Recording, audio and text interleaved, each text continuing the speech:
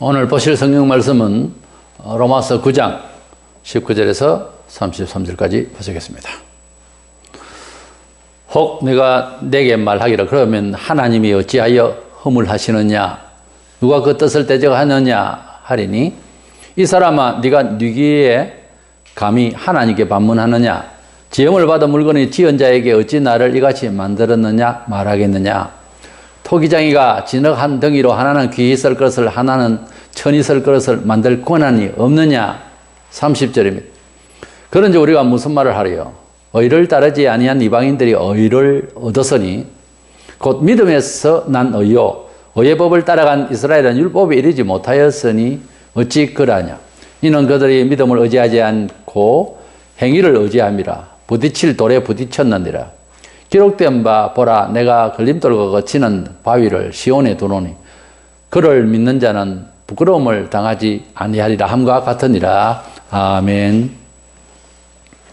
하나님께서는 이스라엘 민족을 선택을 하셔서 하나님께서 세상을 지으시고 이스라엘 백성을 사랑하심을 이 땅에 또 물질적인 것을 다 지배하심을 보여주시는 장면을 구약의 역사 속에서 연출을 하셨습니다.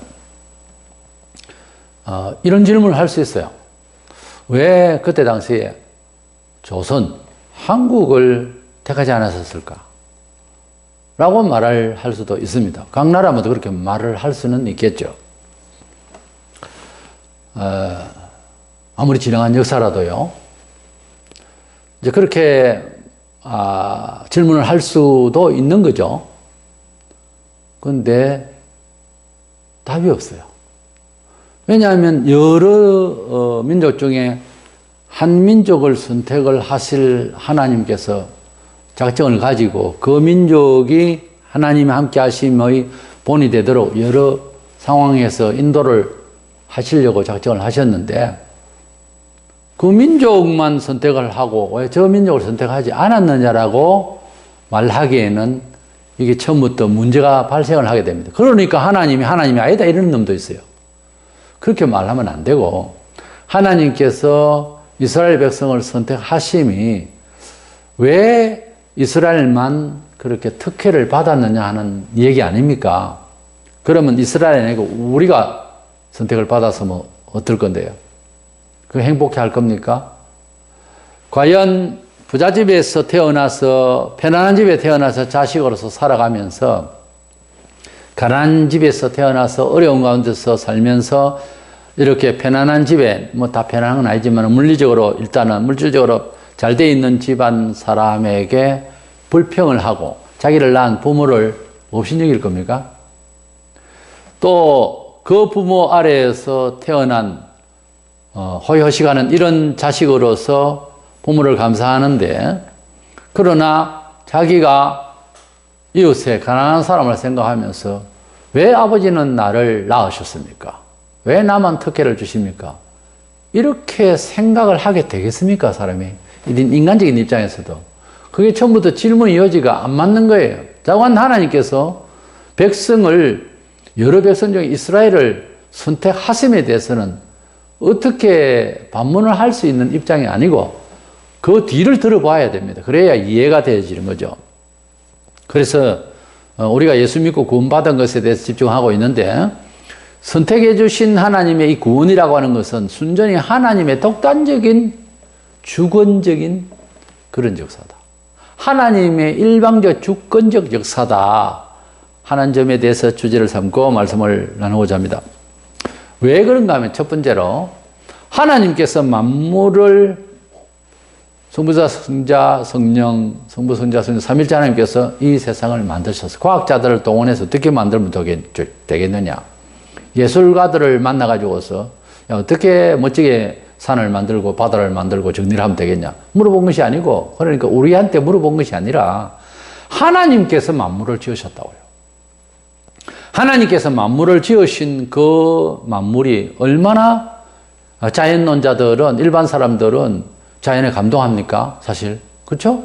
사시사철 들러리 구경 다니면서 얼마나 감동합니까? 그렇게 감동받을 수밖에 없는 세상을 만드신 하나님이라면 좋으신 하나님이시죠? 창세기 1장에 만물을 지으시고 6일 동안 사람까지 이렇게 지으시기까지 쭉 다 지으셨는데 지으시면서 매일같이 보시기에 좋았더라 그랬어요. 자평하시기를 보시기에 참 좋았더라.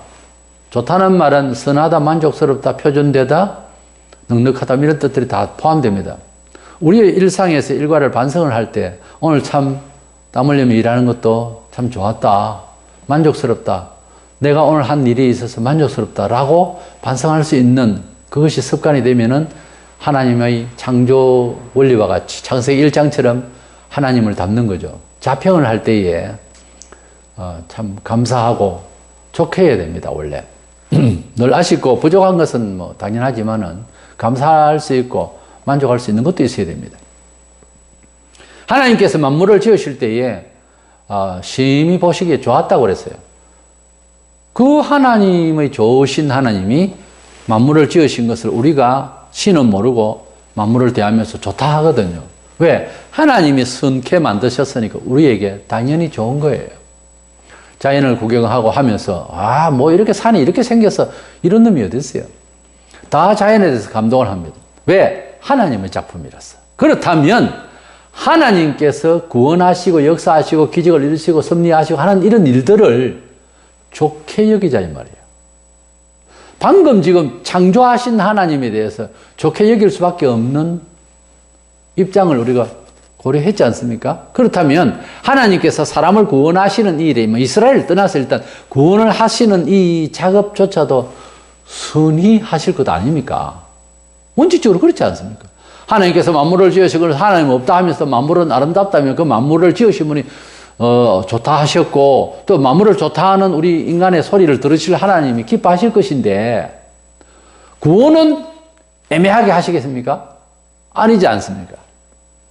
하나님께서 만물을 지으신 들풀도 지으신 동물도 지으신 그 하나님의 실력을 아무리 과학을 가지고 해도 나무 이파리 하나 못 만듭니다.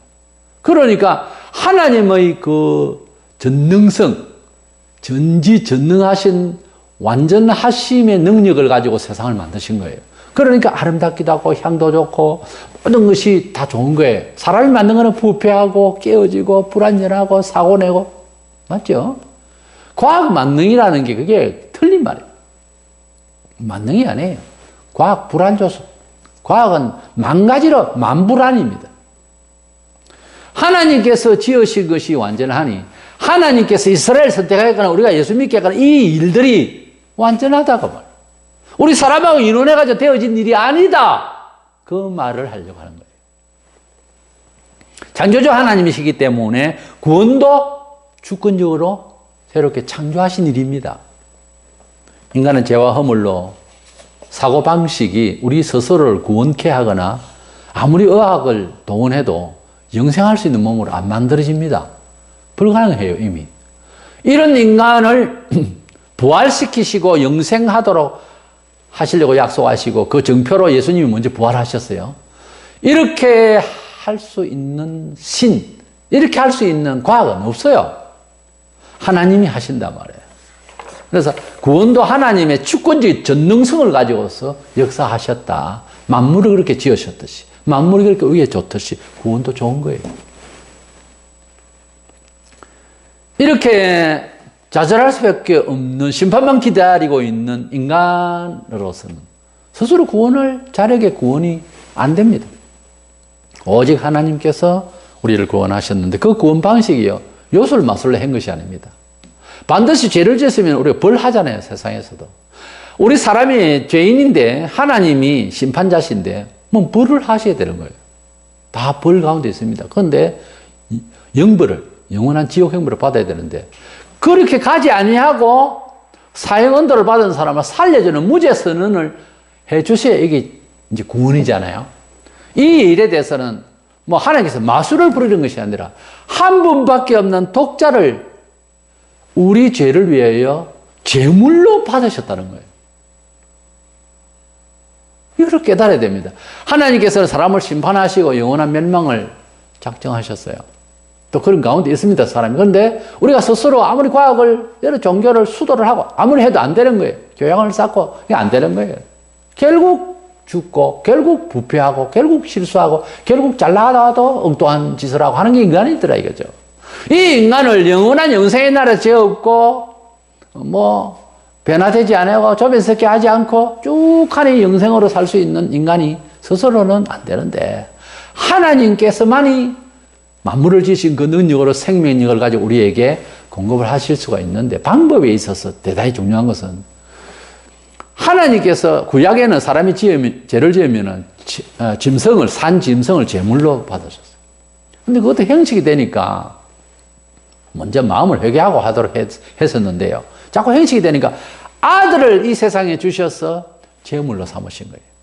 천하보다 귀한 생명이 우리 죄인 생명도 그렇다는데 하나님의 한 분밖에 없는 신의 아들이 죽는다고 하는 것은 엄청난 대가입니다. 그 보혈의 그 어마어마한 대가 때문에 우리가 다 구원을 받게 된다는 거죠. 우리 주님 한 분 돌아가신 것이 양, 소, 황소를 억만 마리 잡는 거하고 비교되겠습니까? 소를 억만 마리, 수십억만 마리 잡는다고 해서 사람의 생명을 대할 수가 있겠습니까? 그렇잖아요. 내 자식을 아무리 밉다 해도 그래 소, 황소 억만 마리 하고 바꾸려고 할 부모가 어디 있어요? 내 자식이 죽어간다고 할 때에 내 재산이 어마어마한 돈이 산더미처럼 그거 다 주더라도 내 자식을 살리고 할 것이 부모여야지. 요즘은 천륜도 깨어지고 귀신이 들어가지고서 자식을 죽이면서까지 상처 내면서까지 보험을 타려고 하는 이 완전 썩은 그런 인간도 있더라마는 그렇지 않거든요. 보통은 짐승도 자기 새끼를 그렇게 안 합니다. 짐승보다 못한 인간 얼마든지 있어요. 짐승보다 못하다 할 확실히 비판받아야 할 확실히 지적받아야 할 인간적인 일들이 굉장히 많습니다. 짐승은 절대 그렇지 않거든요. 동성애부터 시작해서 짐승이 못할 짓을 하는 거예요. 도둑질, 살인, 짐승은 그렇게까지는 안 해요. 배부르면은 짐승은 안 잡아먹습니다. 약한 놈을. 그런데 사람은 배가 부른데도 계속 채우기 위해서 사람을 죽이고 난리를 치거든요. 우리 사람은 이렇게 구원 스스로 받을 수 없는 비참한 죄인이요. 악한 죄인인데 하나님께서 아들을 희생시켜서 우리를 구원하셨다고 하는 우리 구원을 무슨 마술로 한 것이 아니라 그런 희생의 대가를 구원하셨다고 하는 데 대해서는 다른 종파에서 수도를 하고 뭐 제사를 드리고 하는 것과 비교가 안 되는 아주 비교가 안 되는 그런 큰 역사적 내용이 있는 겁니다. 본문 20절 이 사람아 네가 누구에 감히 하나님을 반문하느냐 지음을 받은 물건이 지은 자에게 어찌 나를 이같이 만들었느냐 말하겠느냐. 그래요. 하나님께서 우리를 지으셨고 하나님께서 분명히 우리를 선케 인도하실 것인데 왜 나를 한국 사람을 만들었습니까? 왜 나를 러시아 사람을 만들었습니까? 왜 나를 일본 사람을 만들었습니까? 이런 식으로부터 시작해서 지역적인 감정, 그 다음에 못나니 잘나니 키가 작고 크고 색깔이 어떠니 이런 것들을 하나님 앞에 이러니 쿵처렇고 말을 할 수 있는 입장이 아니지 않느냐.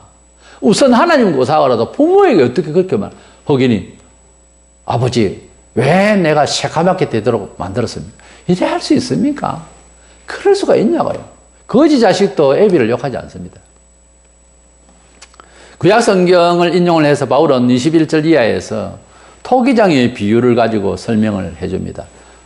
금방 알아들으면 좋겠는데 우리 마음은 둔하고 교만하고 이러기 때문에 비유를 성경적으로 많이 해주고 있는데 토기장이가 그릇을 만드는데 어떤 거는 아주 귀하게 쓰려고 금이나 뭐 담으려고 보석단지로 어떤 거는 그냥 뭐 오줌통으로 이렇게 여러 가지로 만들 수 있어요. 크고 작고 이렇게. 그것은 토기장이의 마음 가는 대로 만드는 거잖아요. 그런데 그릇이 원래 말을 할 수 있는 건 아니잖아요. 그릇이 왜 나는 이렇게 천하게 만들었어요? 그러고 자기를 박살내고 막 자살하고 뭐 이런 게 있습니까? 그렇게 안 되듯이 토기장이가 만드는 사람이 이렇게도 만들고 저렇게도 만들고 뭐 모양이 별로 안 좋으면 깨버려가지고 다시 갈아서 뭐 만들고 그 권이 있잖아요. 권한이. 24절에 이 그릇은 우리니 곧 유대인 중에서뿐 아니라 이방인 중에서도 부르신 자니라. 유대인들만 하나님 백성이 아니라 그리스도 안에서 믿음으로 부름을 받은 모든 우리, 즉 우리 사람이 바로 이 토기장이가 빚어내던 그릇들이 아니냐 그 말이에요.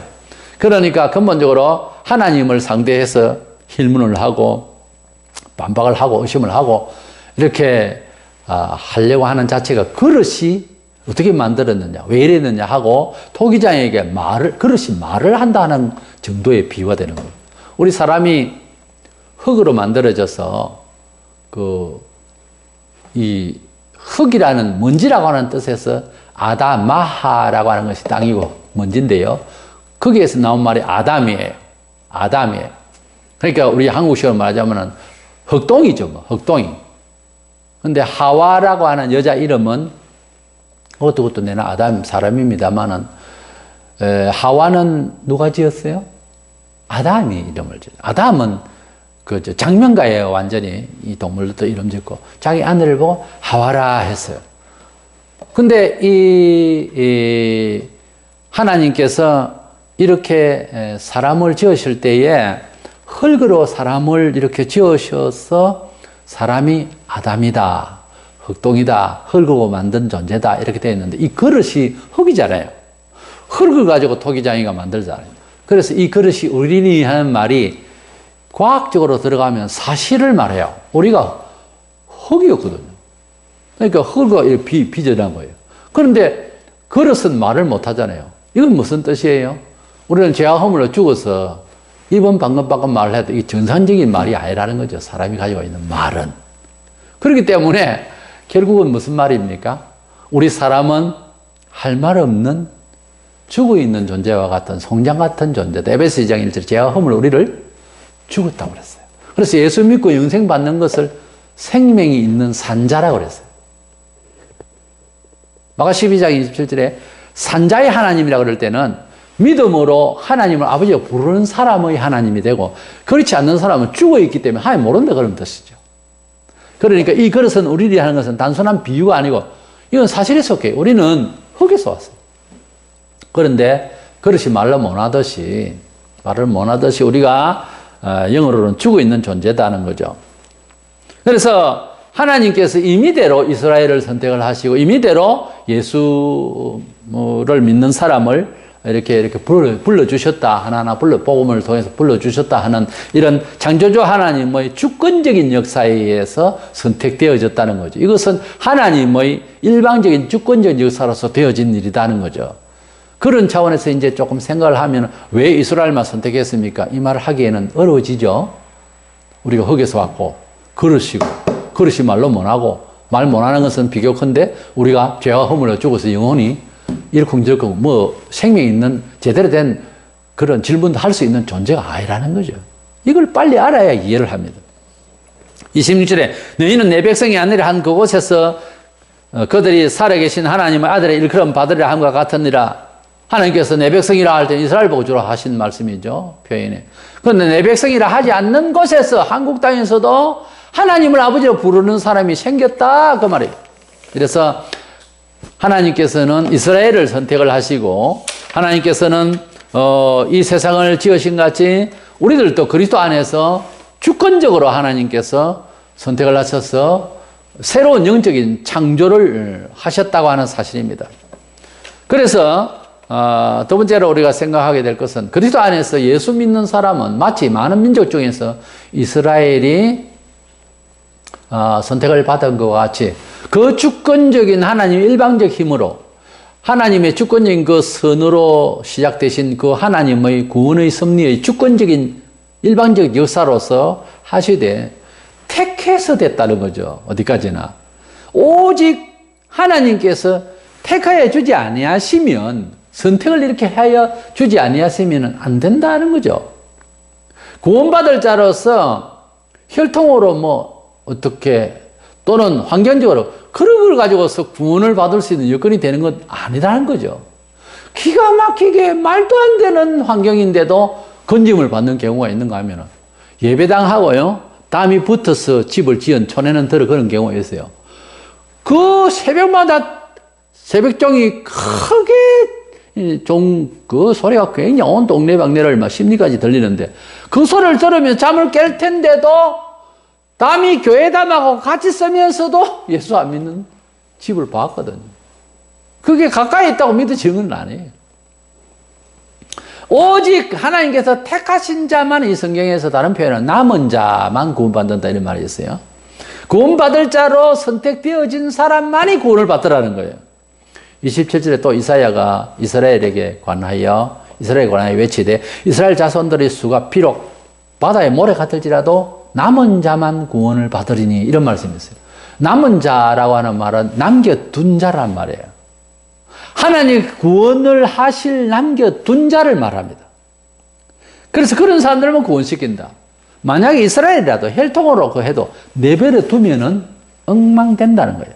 29절에 또 이사야가 미리 말한 바 만일 만군의 주께서 우리에게 씨를 남겨두지 아니하셨더라면 우리가 소돔과 같이 되고 고모라 같이 같았으리로다 함과 같으니라. 그러니까 내버려 두면 선택하여 하나님께서 관리하지 않으시면 이스라엘이라고 하는 나라조차도 소돔 고모라 같이 똑같이 그냥 타락하고 똑같은 인간이다 그 말. 그러니까 예수 믿어 구원받는 것은 그 사람 인격, 그 사람의 영혼이 불신자하고 하나도 다른 거 없다는 거예요. 예수 믿었기 때문에 그래서 예수 믿고 내가 뭐 좀 착해진 것 같고 이래가지고서 불신자들이 흉악한 죄를 지으니까 그건 나쁜 놈이고 나는 그렇지 않다. 원래 그렇지 않을 것이다. 이딴 식으로 생각하면 안 된다고 말이에요. 예수 믿는 자를 그냥 내버려 그냥 선택하지 않으시고 관리를 안 해주셨으면 하나님께서 관리를 안 해주시고 불러주시지 않았었으면 또 그 짓을 할 놈들이다 그 말이에요. 그 말입니다. 이 말이에요. 이스라엘이라고 하지만은 얘들을 그냥 내버려둬서 소돔 고모라하고 별 차이 없다는 거지.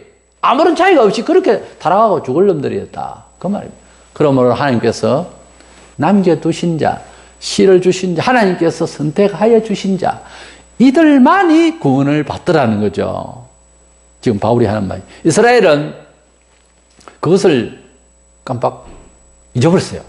그래가지고서 어떤 식으로 발전이 되어버렸나 하면, 우리는 선택받지 못한 사람들, 이방인들하고는 다르게, 우리는 율법이 있단 말이야. 우리는 행동이 거창하게, 어렵고, 그래서 뭐 율법을 행위로 아주 우리는 하나님 백성다움이다. 그러면서 율법에다 없는 걸 지어 만들기도 하고요. 613가지 그 율법이 그들 갖고 있었는데, 성경 외에 것을 별것을 다 만들어가지고서 격을 두었어요. 예를 들어서 뭐 우리가 양반 삶는 시절처럼 무슨 이제 차별 둔 거예요. 그래가지고 종교인들은 아주 뭐 몇 퍼센트의 그 사람들은 아주 국민들에게 대접을 받고 그 외에는 뭐 천민으로 이렇게 취급하는 이딴 식으로 살고 있었어요. 그래서 율법을 우리는 특별히 행한다 하는 외식으로 뭐 옷에다가 술에다가 막 그냥 그 성경 구절 쓰기도 하고 이마에 이런 사각에 뭐 넣어가지고 또 묶고 다니기도 하고 뭐 팔에 묶고 아주 하나님 말씀대로 사는 척 하는 이런 율법주의, 외식주의로 살았다 그 말이에요. 얼른 생각해 보건데 우리나라는 공자왈 맹자왈 하면서 굉장히 그 유교사생이 외식하게 한 일이 많습니다. 쏙은 그렇지 않는데 점잖 들고. 예? 그게 우리나라를 상당히 오랫동안 지배해서 지금도 그 성질이 있어요, 교회 안에. 그것이 그 사람의 진짜 인격이냐, 다른 걸로 딱 비춰보면 외식입니다. 정상 아니에요. 그거 다 깨야 됩니다. 하나님의 말씀 안에서 도덕을 찾아야지. 그 공자왈 맹자왈 그거 가지고 구원받는 거 아니에요. 이렇게 이스라엘 백성이 우리보다 더 월등히 나은 율법을 가지고서 아주 자기들이 의를 이야기하고 하나님 백성 다움을 자꾸 표현을 하려고 하다가 메시아까지 죽이는 이런 우를 보면서요. 그래서 율법을 아주 그 자기들의 인격이 있냐, 그냥 생활 규범에서 그냥, 근데 그걸로서 의로운 척 하려고 그러고 의시되고 이러다가 망했거든요. 그래서 동양권에서 가지고 있는 윤리나 거기나 마찬가지입니다. 인생이 살아가면서 잘하는 행위는 어떤 표준적인 이런 룰을 가지고서 의시되는 것이 아니고요. 하나님의 은혜로 살아야 됩니다. 하나님의 죄사함 용서와 하나님의 선하신 인도하심의 교훈을 따라 사는 것이지, 율법을 뭐 생활 규범을 가지고서 내가 어쨌네 저쨌네 너거는 뭐 사람도 아니네 이런 식으로 사는 건 아니다 그 말이에요. 벌써 그것은 큰 범죄예요. 그거는 남의 인격에 대해서 모독하는 겁니다. 뭐 좀 들었고 알았다고 해서, 좀 교육되어진 집안에서 났다고 해서 좀 없이 사는 사람을 천히 여긴다든가 벌써 그것부터 범죄입니다. 남의 인격을 모독하는 거예요. 그게 아닙니다. 그렇게 거룩하고 대단한 분들 다 어디 갔어요? 땅속으로 들어갔지, 죽어서. 영생했어요? 부활할까요? 공자가? 그러므로 성경은 이렇게 말합니다. 갈라디아 5장 4절에 율법 안에서 의롭다 함을 얻으려 하는 너희는 그리스도에게서 끊어지고 은혜에서 떨어진 자로다. 우리 한국교회가 처음에 초대교회에서 제일 힘들었던 게 뭐예요? 조상신에게 제사하는 조상 제사 문제가 제일 컸었어요. 아주 그 핍박이 심했어요. 조상 제사를 또 알고 보면 뭐예요? 부모에 대한 효에서 발전된 거거든요. 그렇죠? 그러니까 하나님을 얻고 부모에게 효를 지극정성해. 좋은 이야기죠. 부모에게 효도는. 그러나 죽은 부모에게 제사하는 것은 이것은 신으로 여기는 입장이 되어버려요. 제사를 한다. 제를 드린다고 하는 예배를 하는 거죠. 맞아. 제사 예배를. 이건 하나님 앞에서 이제 잘못된 거거든요. 근데 그 제사가 우리에게 유익한 거였느냐? 한번 따져보면은 다 허당이었어요. 귀신에게 한 겁니다. 성경을 가지고 그렇게 말하는데 불신자들은 그 왜 나쁘게 욕을 하느냐 하지만 그럼 알고나 있느냐? 제사의 효력이 알고나 있느냐? 정말로 조상이 받는다고 믿느냐? 믿음의 정도를 할 수 있느냐? 물으면 어떻게 할 거예요? 아무것도 알지도 못해. 우리가 이야기하잖아요. 가르쳐 주잖아요. 다 귀신이 가르치는 거라고. 아, 귀신이 가르치는 게 아니라 우리 부모님, 아니, 부모님께 그래. 부모님 와서 밥 먹더냐? 제사 잘하고 이렇게 잘 되더냐? 물으면 증명을 할 겁니까? 비진리 속에서 어떤 제도가 오래 가버리면 풍습이 되어버리고요. 세상 중에 그것이 진리가 되어버려요. 이게 이제 문제가 되는 거죠. 깰 수 있어야 됩니다. 철학도 윤리도요. 하나님의 말씀보다 못하다. 하나님의 말씀 앞에서 뭔가 반성돼야 돼, 개조돼야 된다 싶으면요. 과감히 깨어야 됩니다. 과감히 깨어야 돼요. 남실세 부동석. 그거 지금 먹혀 들어갑니까? 안 맞는 거는 깨야 되는 거예요. 하나님의 말씀 앞에서 비슷하긴 한데 아닌 것 같다 싶으면 심각하게 생각해서 깨야 되는 거예요. 그래서 하나님의 말씀대로 다시 행동거지를 바로 새로 설립을 해야 됩니다. 그래야지 옛날에 가지고 있던 삶의 질을 그대로 교회 안에서 뿡뿡거리면 그거 안 됩니다. 그렇게 사는 거 아니에요. 하나님의 새로운 창조의 원리를 따라서 이렇게 살 수 있도록 해야 될 줄 믿습니다. 우리가 하나님의 자녀가 되는 것은 그냥 뭐 선택을 하셨으니까 저절로 되겠거니 그건 아니고요. 하나님께서 데살로니가 후서 2장 13절 14절에 보면은 복음을 우리를 불러가지고서 믿어지게 했다는 거죠. 그러니까 복음을 듣고 그래서 권면을 받을 때에 회개를 해야 되는 거예요. 회개가 안 되는 뭐 사람이 어떻게 하겠어요? 안 믿겠다는데 죽어가면서도 뭐 이를 꽉 물고 안 믿겠다는데 뭐 누가 그 말이겠어요? 할 수 없죠. 하나님의 택하신 백성이 아니기 때문에 그렇습니다. 택하신 백성은 마음을 부드럽게 해주십니다. 믿게 하십니다. 정확합니다. 안 그러면 합리적으로요 할 것 같으면 학교에서 공부 가르치면은 다른 뭐 4대 성인이라고 예수를 가르치지만 비교해서 딱 가르치면 예수를 믿어야 되겠다 이렇게 되겠죠. 안 됩니다. 그게 믿어지는 것은요 기적입니다. 하나님께서 뇌를 열어서 알게 해야 되는 거예요. 성경에 있는 말입니다. 다 계시의 산물이에요. 믿음은 누구에게? 택자에게. 오직 택자에게 계시하신 지식이에요. 본문 30절에 그런 적 우리가 무슨 말을 하여? 의를 따르지 아니한 이방인들이 의를 얻었으니 곧 믿음에서 난 의요. 이스라엘은 자기가 행동무지를 가지고서 뭐 어려운 척 하려고 그러고 뭐 잘난 척 하려고 그러고 그러면서 죄만 짓고 메시아나 죽이고 이랬습니다만은 불신자들이 하나님께서 어렵다 칭해 주시고 자식으로 삼아 주신 이유가 뭐냐? 믿었다는 거예요. 하나님께서 아들을 주신 것이 내 죄를 위하여 속죄 제물로 주셨다고 하는 성경의 이야기를 듣고 믿은 거예요. 안 믿고 연구를 해서 뭐 어쩌겠다는 건데. 예수가 우리 아버지보다 못하다, 우리 할아버지보다 못하다, 예수가 뭐 우리 선생보다 못하다 이렇게 따지고 있을 겁니까? 지금 그렇게 따지니까 예수를 안 믿는 거예요. 이 세상 사람들이 예수를 왜 안 믿습니까? 예수보다 더 훌륭한 게 있더라는 거지. 오해를 하고. 그러나 예수 믿는 사람 누굽니까? 예수만큼 분명한 역사적 구원자의 인물이 없다. 이렇게 믿기 때문에 받아들이는 거예요. 그 차이입니다. 아직도 예수를 안 믿는 사람은 예수보다 더 귀중한 게 있기 때문에. 아직도 교회를 못 나오는 사람은 예수보다 세상에 무엇이 더 귀중해서 그런 거예요. 오해죠. 그거 다 싸들고 있다가 그거 가지고 있다가 하나도 못 가지고 죽습니다. 그게 인간이에요. 그렇게 무식할 수가 없어요. 그렇게 필요 없는 그런 악랄한 그런 고집이 있을 수가 없어요. 사람이 때로는 자기를 부인할 만할 이유가 없다 치더라도 여러 사람이, 다는 아니라도 여러 사람이 그렇게 보이면 왜 그런지를 의심을 한번 해볼 필요가 있어요. 자기 자신에게. 끝까지 고집을 가지는 것은 그건 무리한 거예요. 자기 자신에게. 지식이든 과학이든 물질적인 것이든 무엇이든 다른 사람이 다 옳지 않다 그러면은 뭐 때문에 옳지 않을까? 그리고 자기가 주장하고 자기가 가지고 있고 자기가 가지고 있는 비전이 역사 속에서 특별한 인물 중에 또 그런 일을 했으면 닮을 수 있죠. 그 시대가 여러 사람이 비판을 해도.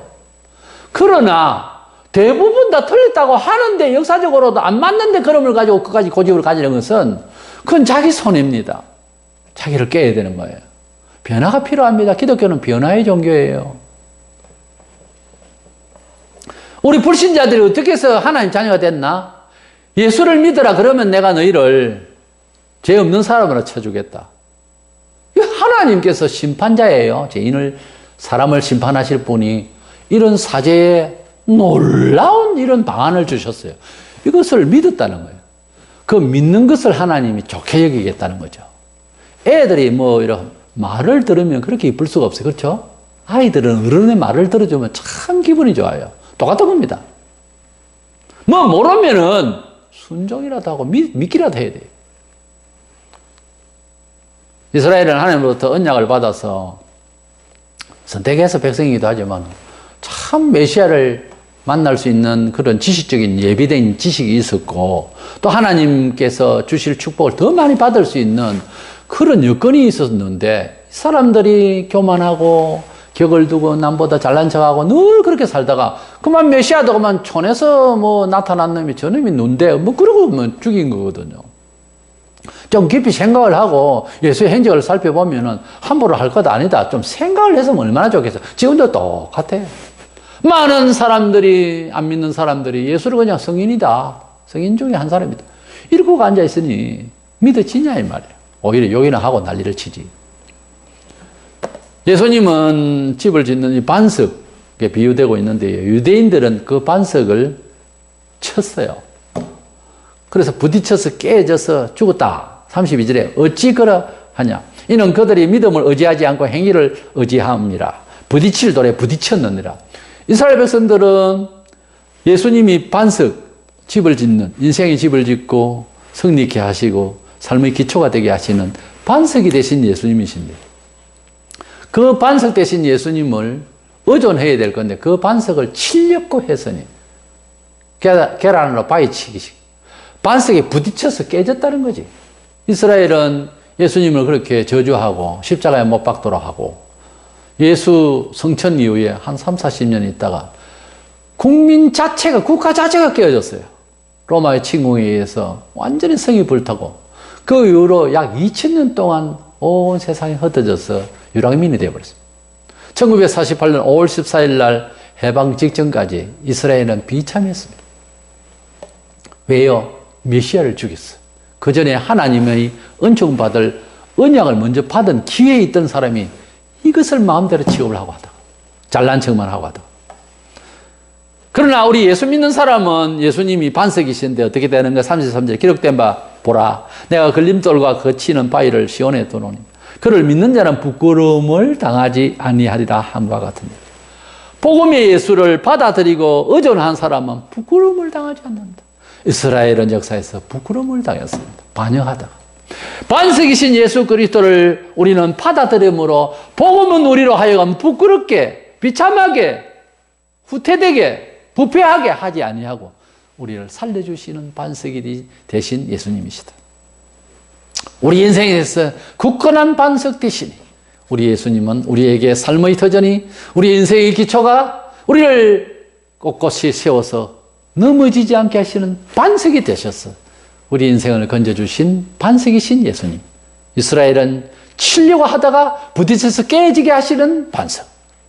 다르게 역사하셨습니다. 우리는 만물의 창조주 하나님을 믿습니다.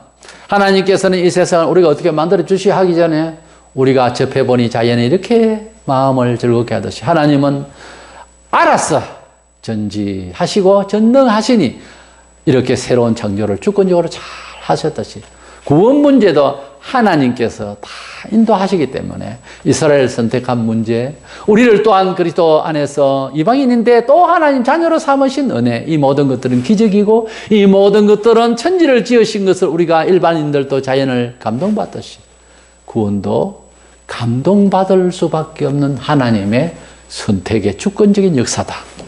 이렇게 생각을 하고 구원받은 우리가 먼저 더 감동하고 저 불신자들에게 우리가 하나님을 만나서 이렇게 행복한 이런 마음과 형편들이 생겼습니다라고 말을 할 때 불신자들도 하나님은 안 믿지만은 자연을 보고 감동받듯이 우리 자신들을 통해서 우리의 삶을 통해서 감동을 주는 저와 여러분 되시기를 축원합니다.